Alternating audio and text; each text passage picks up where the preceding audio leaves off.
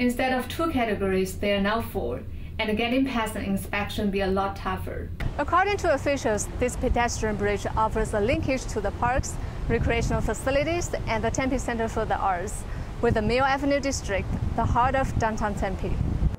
The court began hearing arguments this afternoon at 2 p.m., and we do not know when they are going to make the final decision. Right now, 19 people have applied to take over Mathis if she is not reinstated. Live in Phoenix, Haiyan Feng, News. It's fast, colorful, and somewhat mysterious. It's the art of face changing, and audiences in China have been watching this for 300 years.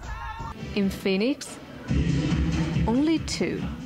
In 2009, Zhi Ganchen went back to China to learn this ancient art. Since then, he has performed more than 20 times in the valley.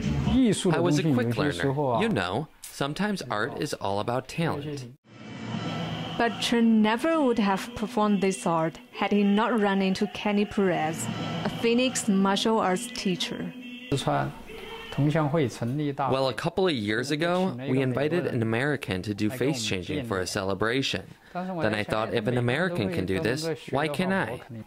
Chen would love to explain what the brightly colored costumes and masks mean, or that the techniques behind the face changing used to be one of China's top secrets. But no matter who sees it, in a small theater in Phoenix or a larger one in China, it remains what it's been for 300 years. Magical. In Phoenix, Haiyan Feng, Joni Mac, Cronkite News. Jose Aguirre comes to fish at Kiwanis Park twice a month. Right here, you come and have fun with your family. Have a nice day fishing. And he's not alone. The recent rains in the valley means the fish are finally ready to play ball.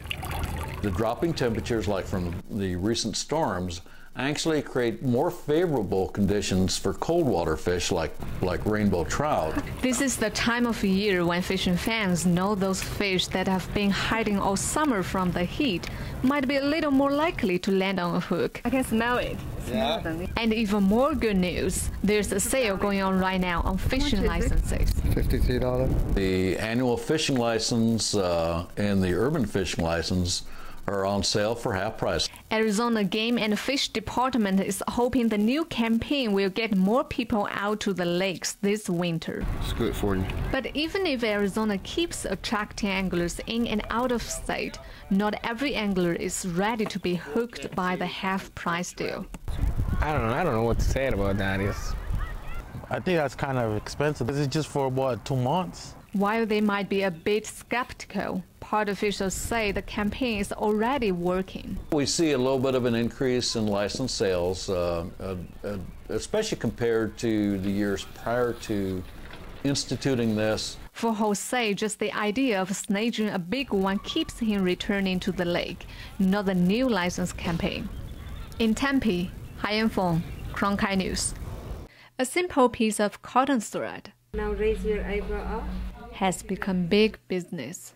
I work at 2 different locations and I have probably between 15 to 20 clients a day. $10 for eyebrow threading, $50 for the whole face.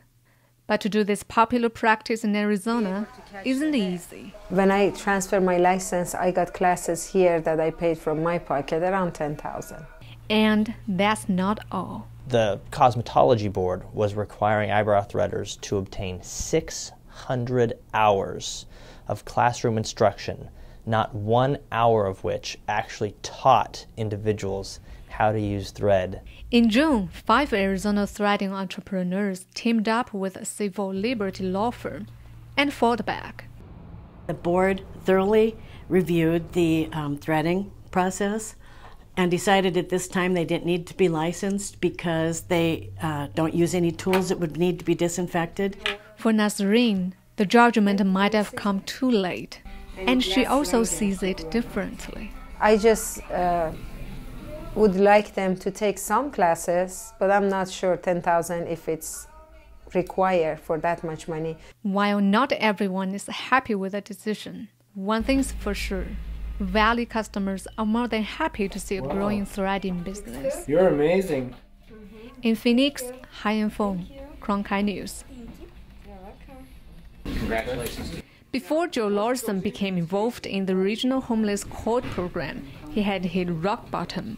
He had drug issues, no home, a suspended driver's license, and owed the city of Phoenix more than $1,700. I was living in a shed for 7 years. But things changed because of this program started by the courts in Phoenix, Tempe, and Chandler. It was hoped at the start of this program that this would be a mechanism by which these individuals could hopefully be restored to their communities without warrants and with valid driver's licenses. The homeless individuals meet with counselors and come up with a plan to try and work off their debts. What kind of job do you have now, sir? In Larson's case, he was forgiven the fines in exchange for more than 1,200 hours of community service. Well, it was military style. I mean, you're up at the crack of, at the crack of dawn. After proving they can fulfill their requirements, they get to show up in homeless court and have their debts officially forgiven. With the 3 courts that have been involved in it in the last few years, the success rate has been phenomenal. As I said, they have not had anyone come back and have to repeat. It has worked so well, the homeless court are now expanding to other cities. We would like to have a regional homeless court which would encompass the entire boundaries of Maricopa County. That's good news for people like Larson who are just happy to get a second chance. That's a good thing. You help other people. That's all they need is just a little help. And he's not alone. In Phoenix, Haiyan, Cronkite News. Yellow gold is very easy. Dr. Michael Thompson has been a Valley dentist for 27 years. And he has found his own way to help Arizona's citizens in need. Slide the new crown over. The crown? That metal is usually white gold. And that inspired Dr. Thompson to collect crowns from his patients with a promise to recycle them for charity.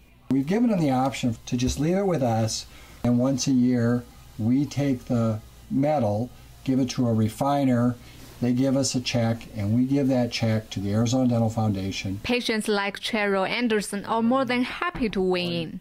Okay, flat. Anderson just donated her 1-ounce crown last week. I thought it was a great idea that there was a place where it would go to a good cause. Dubbed Precious Smiles, the program is gaining popularity among other Valley dentists. We're still growing the number of dentists who have the containers in their office. Dr. Thompson hopes it can finally reach as much as half of the 3,000 Valley dentists. 4 months of... It's really been a great joy to see this take off, and so rewarding to see so many people who want to participate and give back. Give back crowns and harvest smiles. In Phoenix, Haiyan, Cronkite News.